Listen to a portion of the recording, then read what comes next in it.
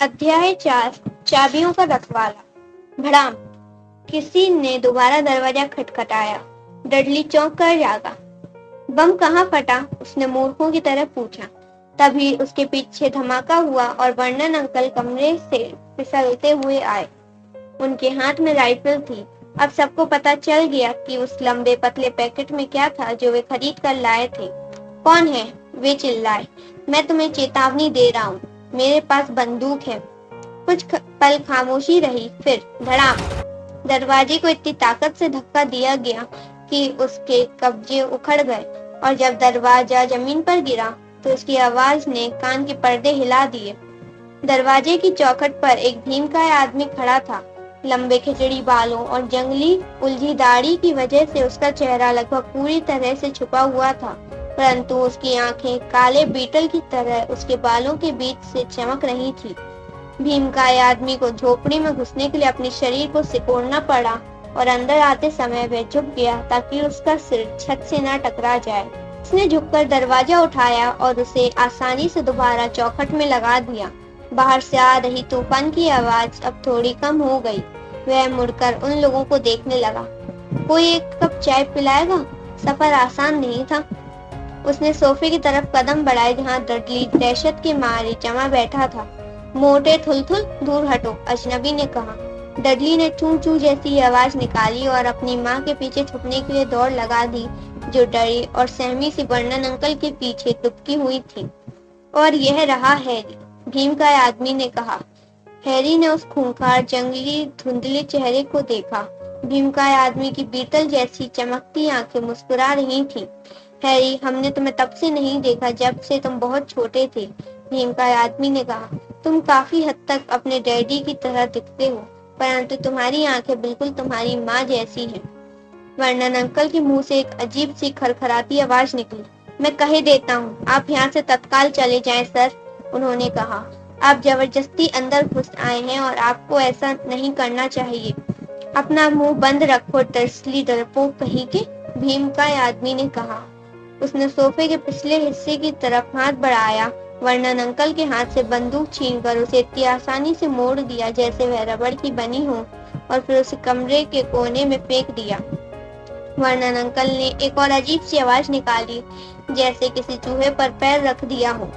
भीमकाय आदमी ने डर्सली परिवार की तरफ पीट करते हुए कहा, हैप्पी बर्थडे हैरी, हम तुम्हारे लिए कुछ लाए हैं। शायद रास्ते में कहीं हम इसके ऊपर बैठ गए होंगे, पर लगता है इसका स्वाद अच्छा ही होगा। अपने काले ओवरकोट के अंदर वाली जेब से उसने थोड़ा दबा हुआ पैकेट निकाला। हैरी ने कांपते हाथों से उसे खोला।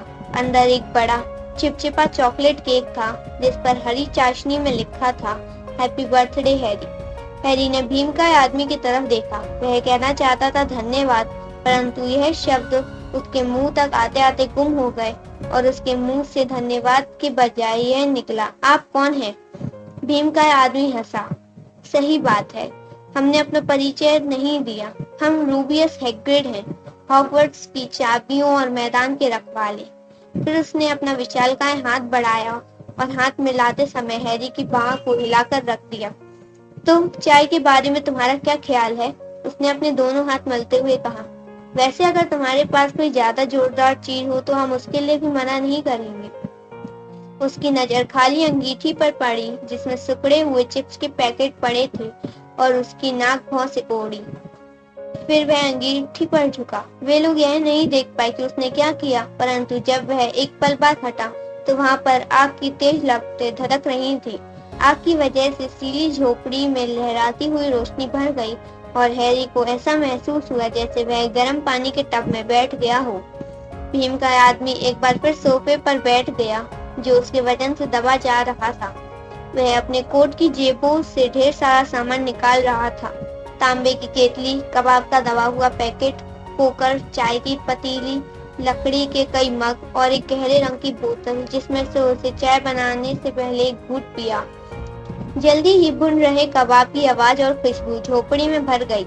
जब भीमकाय आदमी काम कर रहा था तो सब चुपचाप रहे, परंतु जब उसने 6 मोटे रसदार हल्के भुने कबाब पोकर से बाहर निकाले तो डडली थोड़ा झटपटाया।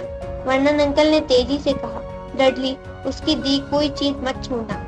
भीम का आदमी ने ठहाका लगाया। तुम्हारे मोटे थुलथुल बेटे को और मोटा करने की कोई जरूरत नहीं है डर्सली, चिंता मत करो। उसने हैरी को कबाब दिए जो इतना भूखा था कि उसे लगा जैसे उसने इससे अच्छी चीज पहले कभी नहीं खाई। पर अब भी वह अपनी आंखें भीम का आदमी पर से हटा नहीं पा रहा था। आखिरकार जब किसी ने कुछ नहीं बताया तो उसने कहा, माफ कीजिए परंतु मैं अब भी सचमुच नहीं जानता कि आप कौन हैं।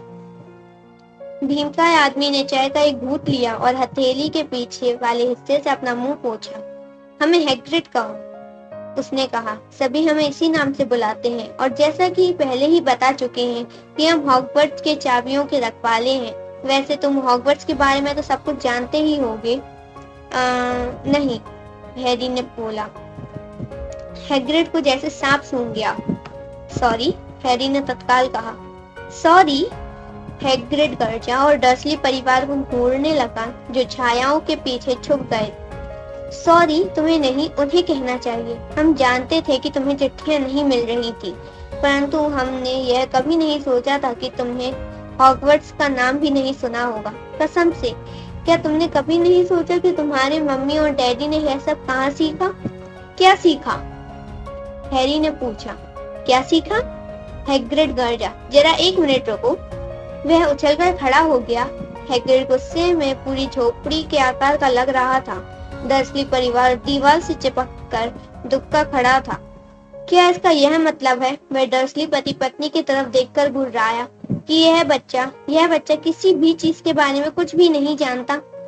हैरी को लगा कि बात हद से आगे बढ़ गई थी। वह स्कूल जाता था और उसके नंबर भी बुरे नहीं थे। मैं कुछ चीजें जानता हूँ, उसने कहा। देखिए, मैं गणित वगैरह अच्छे से कर सकता हूँ। परंतु हैग्रिड ने अपना हाथ हवा में लहराया और कहा, मेरा मतलब है हमारी दुनिया के बारे में। तुम्हारी दुनिया? हमारी दुनिया? तुम्हारे मम्मी डैडी की दुनिया? कौन सी दुनिया? ऐसा लग रहा था जैसे हैग्रिड किसी बम की तरह बस फटने ही वाला हो। डर्सली, वह गरजा। वर्नन अंकल का चेहरा बहुत पीला पड़ गया और वे फुसफुसाकर काएं काएं जैसे कुछ बोलने लगे। हैग्रिड हैरी को हैरानी से घूर रहा था। परंतु तुम्हें अपने मम्मी डैडी के बारे में पता होना चाहिए, उसने कहा। हमारा मतलब है वे लोग मशहूर हैं, तुम भी मशहूर हो। क्या मेरे मम्मी डैडी मशहूर हैं? क्या सचमुच? तुम्हें नहीं पता? तुम्हें नहीं पता? हैग्रिड ने अपने बालों में उंगलियां फिराई और हक्का बक्का होकर हैरी को घूरने लगा। तुम्हें सचमुच नहीं पता कि तुम क्या हो? उसने अंत में पूछा। वर्नन अंकल की आवाज अचानक वापस लौट आई। रुक जाइए, उन्होंने आदेश दिया। यहीं पर रुक जाइए सर, मैं आपको मना करता हूँ कि आप इस लड़के को कुछ भी ना बताएं। डर्सली से ज्यादा बहादुर आदमी भी हैग्रिड की गुस्से भरी निगाह से दहल जाता। जब हैग्रिड बोला तो उसका हर शब्द गुस्से के मारे थरथरा रहा था। तुमने उसे कभी नहीं बताया? तुमने उसे कभी नहीं बताया कि उस चिट्ठी में क्या था जो डंबलडोर उसके लिए छोड़ गए थे? हम वहीं थे। हमने अपनी आंखों से डंबलडोर को चिट्ठी छोड़ते देखा था। डर्सली, तुमने इतने सालों तक उससे यह बात छुपा कर रखी? कौन सी बात छुपा कर रखी? हैरी ने उत्सुकता से पूछा। ठहर जाइए, मैं आपको मना कर रहा हूँ, आतंकित होकर वर्नन अंकल चीखे। पेटूनिया आंटी ने घबराकर सिसकारी भरी। तुम दोनों भाड़ में जाओ और जाकर अपना सिर धुनो, हैग्रिड ने कहा। तुम एक जादूगर हो हैरी। झोपड़ी के अंदर खामोशी थी। सिर्फ समुद्र और सीटी बजाती हवा की आवाजें सुनाई दे रही थी। मैं क्या हूँ? हैरी ने तेज तेज सांसें लेते हुए कहा। जादूगर, और क्या? हैग्रिड ने कहा और सोफे पर एक बार फिर बैठ गया, जो उसके बोझ से दबकर कराता हुआ थोड़ा और नीचे धंस गया। और हम कहते हैं कि तुम बहुत अच्छे जादूगर हो, बस तुम्हें कुछ सालों तक सीखने की जरूरत है। तुम जिन मम्मी डैडी के बेटे हो, उनका बेटा और क्या हो सकता है? और हमें लगता है अब समय आ चुका है कि तुम अपनी चिट्ठी पढ़ लो। हैरी ने अपना हाथ बढ़ाया और आखिरकार उस पीले लिफाफे को ले लिया जिस पर हरी स्याही में पता लिखा था, मिस्टर एच पॉटर, फर्श, चट्टान पर बनी झोपड़ी, समुद्र। उसने चिट्ठी बाहर निकाली और पढ़ने लगा। हॉगवर्ट्स जादूगरी और तंत्र का विद्यालय, headmaster Albert Dumbledore, order of Merlin first class, grand sorcerer, chief warlock, supreme mugwump, international confederation of wizards. Dear mister Potter, हमें आपको सूचित करते हुए खुशी हो रही है कि आपको हॉगवर्ट्स जादूगरी और तंत्र के विद्यालय के लिए स्वीकार कर लिया गया है। आवश्यक किताबें और उपकरणों की सूची साथ में लगी है। स्कूल 1 सितंबर से शुरू होगा। हम 31 जुलाई तक आपके उल्लू का इंतजार करेंगे। आपकी Minerva McGonagall, deputy headmistress. Harry के दिमाग में पटाखों की तरह कई सवाल फूट रहे थे और वो यह फैसला नहीं कर पा रहा था कि पहले कौन सा पूछे। कुछ मिनट बाद वह अटक अटक कर बोला, वे मेरे उल्लू का इंतजार करेंगे, इसका क्या मतलब है? तूफान की आंख। इससे मुझे याद आया, हैग्रिड ने कहा और उसने अपने माथे पर इतनी जमकर हाथ मारा कि उससे कोई घोड़ा गाड़ी पलट सकती थी। इसके बाद उसने अपने ओवरकोट के अंदर की दूसरी जेब से एक उल्लू निकाला, एक असली, जिंदा, थोड़ा परेशान दिख रहा उल्लू, एक लंबी कलम और चमड़े का एक कागज भी। अपने दांतों में जीभ दबाकर उसने चिट्ठी लिखी जिसे हैरी दूसरी तरफ से पढ़ सकता था। डियर मिस्टर डम्बलडोर, हैरी को उसकी चिट्ठी दे दी है। हम कल उसका सामान खरीदने के लिए उसे ले जा रहे हैं। मौसम भयानक है। आशा है आप सकुशल होंगे।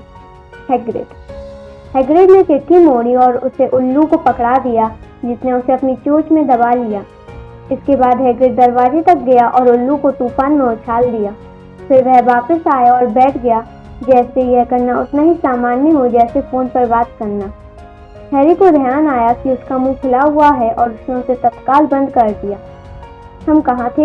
हैग्रिड ने कहा, परंतु उसी समय वर्नन अंकल आग की रोशनी में आगे आए। उनका चेहरा राख जैसा था, परंतु वे बहुत नाराज लग रहे थे। वह नहीं जाएगा, उन्होंने कहा। हैग्रिड घुरघुराया और बोला, हम देखना चाहेंगे कि तुम जैसा बड़ा मगलू उसे कैसे रोकता है। क्या? हैरी ने दिलचस्पी से पूछा। मगलू, हैग्रिड ने कहा, जो जादू ना जाने। हम लोग जादू ना जानने वाले लोगों को इसी नाम से पुकारते हैं और यह तुम्हारा दुर्भाग्य है कि तुम दुनिया के सबसे बड़े मगलू परिवार में बड़े हुए हो। जब हमने इसे रखा था तो कसम खाई थी कि हम यह बकवास बंद कर देंगे, वर्नन अंकल ने कहा। हमने कसम खाई थी कि हम इसके अंदर के सारे कचरे को बाहर निकाल देंगे। जादूगर। आपको पता था? हैरी ने कहा। आपको पता था कि मैं जादूगर हूँ? पता था, पिटूनिया आंटी अचानक चीखी। हाँ, पता था, बिल्कुल पता था। तुम जादूगर कैसे नहीं होते? क्योंकि मेरी पागल बहन भी तो यही थी। उसे भी इसी तरह की चिट्ठी मिली थी और वह इसी स्कूल में चली गई।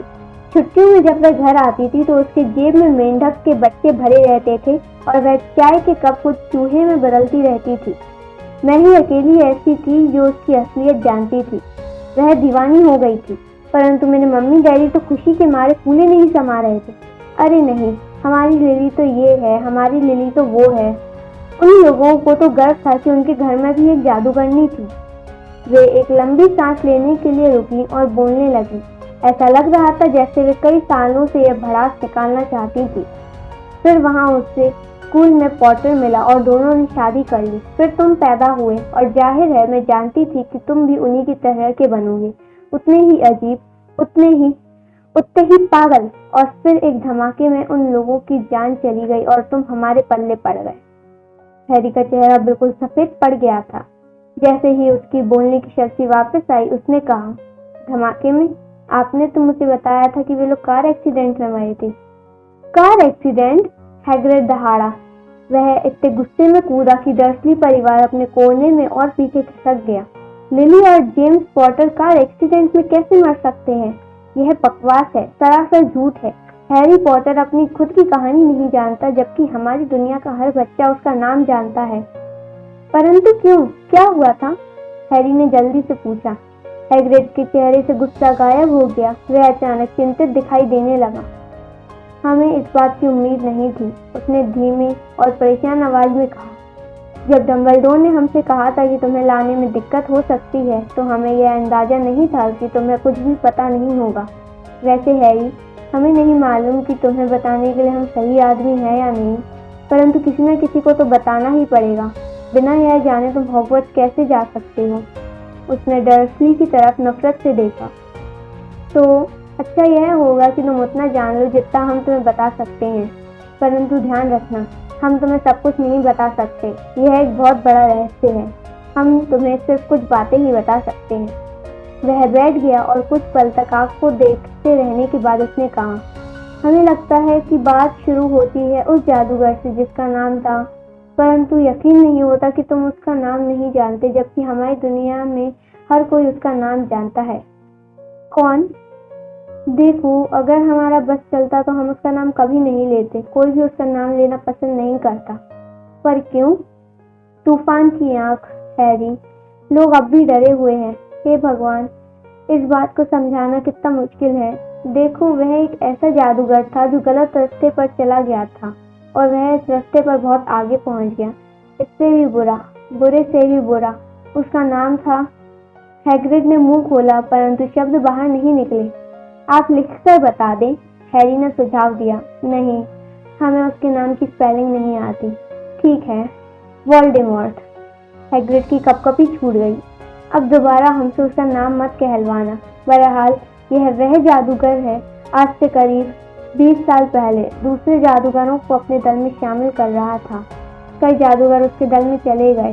कुछ तो डरे हुए थे, कुछ उसकी ताकत में थोड़ा हिस्सा चाहते थे, क्योंकि वह अपने आप को सचमुच ताकतवर बना चुका था। बहुत बुरे दिन थे हैरी।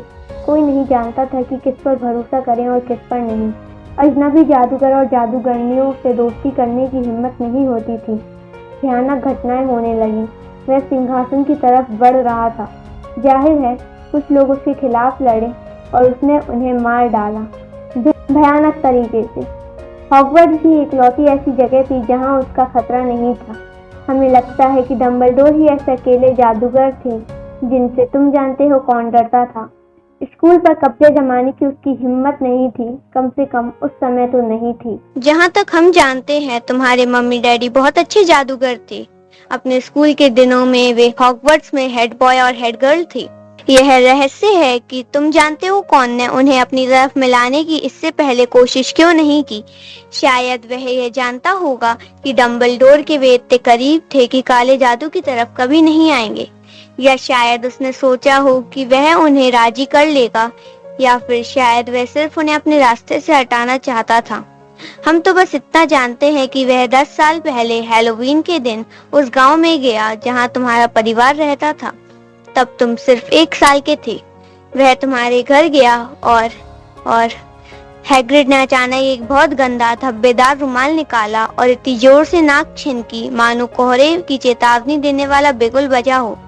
सॉरी, उसने कहा, परंतु यह बहुत दुख भरी कहानी है। हम तुम्हारे मम्मी डैडी को जानते थे और उनसे अच्छे लोग दुनिया में नहीं मिल सकते। खैर, तुम जानते हो कौन ने उन्हें मार डाला और दरअसल हैरानी की बात यह है, उसने तुम्हें भी मारने की कोशिश की। हमें लगता है वह तुम्हारे खानदान को पूरी तरह से खत्म कर देना चाहता था, या शायद उसे तब तक दूसरों की जान लेने में मजा आने लगा था, परंतु वह ऐसा नहीं कर सका। कभी तुमने सोचा है कि तुम्हारे माथे पर यह अजीब सा निशान कैसे आया? यह कोई मामूली खरोच नहीं है हैरी। ऐसा घाव तब होता है जब कोई शैतान किसी को शक्तिशाली और बुरा श्राप देता है। तुम्हारे मम्मी डैडी और घर को तो उसने पहले ही मिटा दिया था, परंतु उसका जादू तुम पर नहीं चल पाया हैरी, और इसीलिए तुम मशहूर हो। उसने जिन लोगों को मारने का फैसला किया उनमें से एक भी जिंदा नहीं बचा, कोई भी नहीं, सिवाय तुम्हारे। और उसने अपने जमाने के बड़े बड़े जादूगरों को मार डाला था। मैकिनॉन्स, बोन्स, प्रिवेट्स। तुम तो छोटे से बच्चे थे और फिर भी तुम जिंदा बच गए। हैरी के दिमाग में बहुत दर्दनाक विचार आ रहे थे। जब हैग्रिड की कहानी खत्म हुई तो एक बार फिर हैरी ने हरी रोशनी की चकाचौंध देखी और उसे वह पहले से भी ज्यादा साफ दिखी। अब उसे कुछ और भी याद आया। जीवन में पहली बार एक तेज, भावहीन, क्रूर हंसी। हैग्रिड उसे दुख भरी निगाहों से देख रहा था। तबाह हो चुके घर में से हम तुम्हें खुद निकाल के लाए थे, डंबलडोर के कहने पर। फिर हम तुम्हें इन लोगों के पास लाए। बकवास बहुत हो चुकी, वर्नन अंकल ने कहा। हैरी उछल पड़ा। वह लगभग भूल गया था कि डर्सली परिवार भी वहां था। निश्चित रूप से ऐसा लग रहा था जैसे वर्नन अंकल की हिम्मत वापस लौट आई थी। वे हैग्रिड को खा जाने वाली नजरों से देख रहे थे और उनकी मुट्ठी तनी हुई थी। अब कान खोलकर सुन लो लड़के, उन्होंने गुस्से में कहा। मैं मानता हूँ कि तुम थोड़े अजीब हो, परंतु शायद इतने अजीब भी नहीं कि जमकर पिटाई करने से तुम्हारा इलाज ना हो सके। और जहाँ तक तुम्हारे माता पिता के बारे में कही गई बातों का सवाल है, तो यह सच है कि वे जादूगर थे। मैं इस बात से इनकार नहीं करता, पर मुझे लगता है कि दुनिया उनके बिना ज्यादा अच्छी तरह चल रही है। उन्हें वही मिला जो उन्हें मिलना चाहिए था। इन जादूगरों से घुलने मिलने का नतीजा यही होता है। मुझे ऐसी ही उम्मीद थी। हमेशा जानता था कि उनका अंत बुरा ही होगा।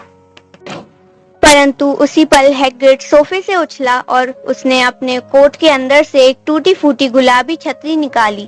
इसे वर्नन अंकल पर तलवार की तरह तानते हुए उसने कहा, हम तुम्हें चेतावनी दे रहे हैं डर्सली, हम तुम्हें चेतावनी दे रहे हैं। आगे एक भी शब्द कहा तो दाढ़ी वाले भीमकाय आदमी के हाथ में छतरी की नोक भाले की तरह दिख रही थी। घायल होने के डर को देखते हुए वर्नन अंकल की हिम्मत एक बार फिर जवाब दे गई। वे दीवार से पूरी तरह टिक गए और खामोश हो गए। अब ठीक है, हैग्रिड ने कहा, जो गहरी सांस लेते हुए एक बार फिर सोफे पर बैठ गया और इस बार सोफा इतना धंस गया कि फर्श से जा लगा। इस बीच हैरी को बहुत से सवाल पूछने थे, सैकड़ों सवाल। परंतु सॉरी, मेरा मतलब है तुम जानते हो कौन का क्या हुआ? अच्छा सवाल पूछा हैरी। गायब हो गया, खत्म हो गया, उसी रात को जिस रात को उसने तुम्हें मारने की कोशिश की थी। इस वजह से तुम और भी मशहूर हो गए। यही तो सबसे बड़ा रहस्य है। देखो, वह दिनों दिन ज्यादा ताकतवर होता जा रहा था, फिर वह क्यों चला गया? कुछ लोग कहते हैं कि वह मर गया। हमें लगता है कि यह बेकार की बात है। हमें नहीं लगता कि उसमें इतनी इंसानियत थी कि वह मर जाता।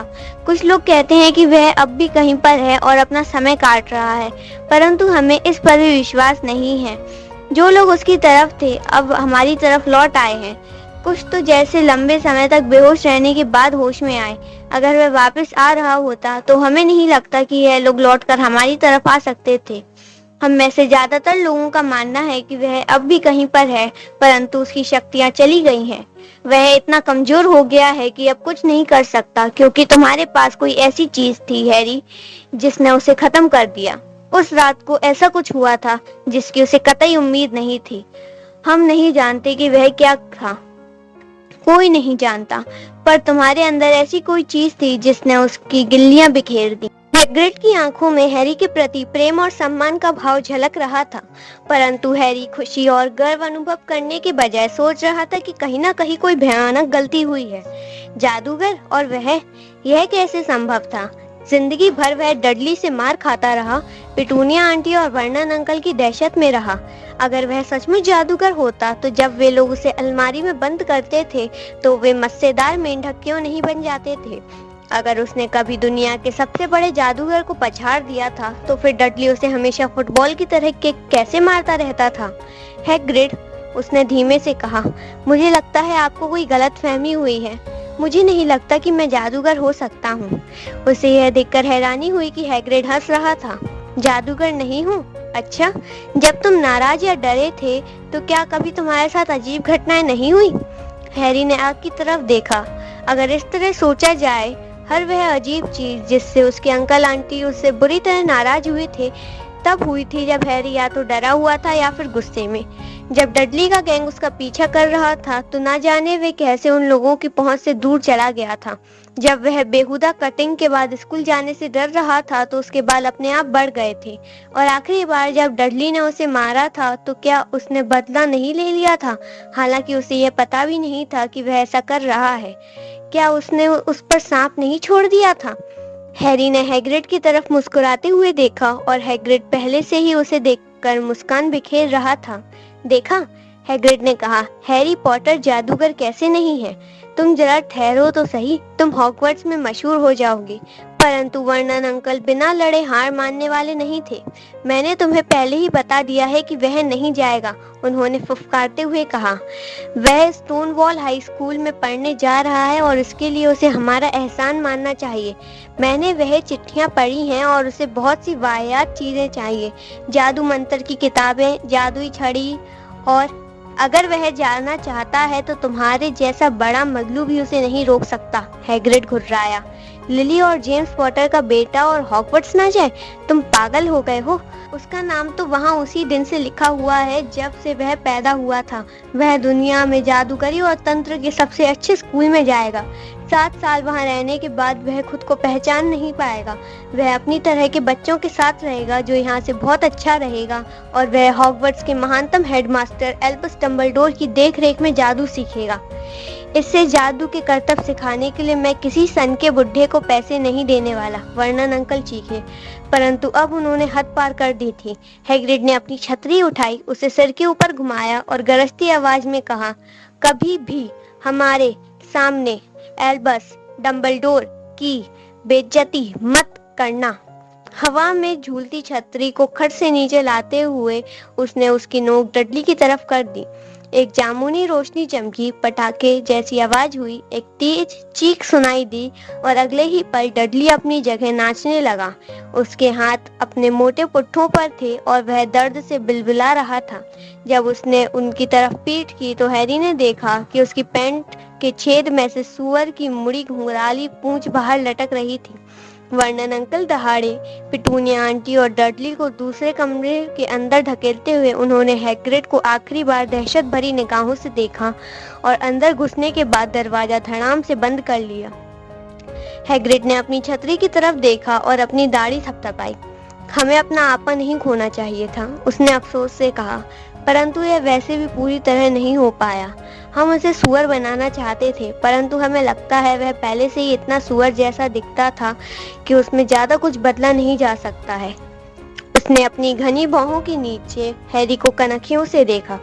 वैसे अच्छा रहेगा अगर तुम हॉगवर्ट्स में यह बात किसी को ना बताओ, उसने कहा। सच कहें तो हमें जादू करने की मनाही है। हमें थोड़ा बहुत जादू करने की छूट दी गई थी ताकि हम तुम्हारा पीछा कर सके और तुम तक चिट्ठियां पहुंचा सके। यह भी एक कारण था जिस वजह से हम ये काम करने के लिए तो उतावले थे। आपको जादू करने की इजाजत क्यों नहीं है? हैरी ने पूछा। वो ऐसा है, सच तो यह है कि कभी हम भी हॉगवर्ट्स में थे, परंतु हमें वहां से निकाल दिया गया। हमारे तीसरे साल में उन्होंने हमारी जादुई छड़ी के 2 टुकड़े कर दिए, परंतु डम्बलडोर ने हमें वहां पर रखवाले के रूप में रहने दिया। डम्बलडोर महान है। आपको वहां से क्यों निकाला गया? अब बहुत देर हो चुकी है और कल हमें बहुत सा काम करना है, हैग्रिड ने जोर से कहा। कल शहर जाना है और तुम्हारी किताबें और बाकी का सामान लेना है। उसने अपना मोटा काला चूगा उतारा और हैरी की तरफ उछाल दिया। तुम इसे ओढ़कर सो सकते हो, उसने कहा। अगर ये थोड़ा हिले डुले तो परेशान मत होना। मुझे लगता है किसी जेब में 1-2 चुहिया होंगी। यदि आप वीडियो अभी भी देख रहे हो तो प्लीज चैनल को सब्सक्राइब करें एवं वीडियो को लाइक करें। थैंक्स, मिलते हैं अगले पार्ट में, तब तक के लिए बाय बाय।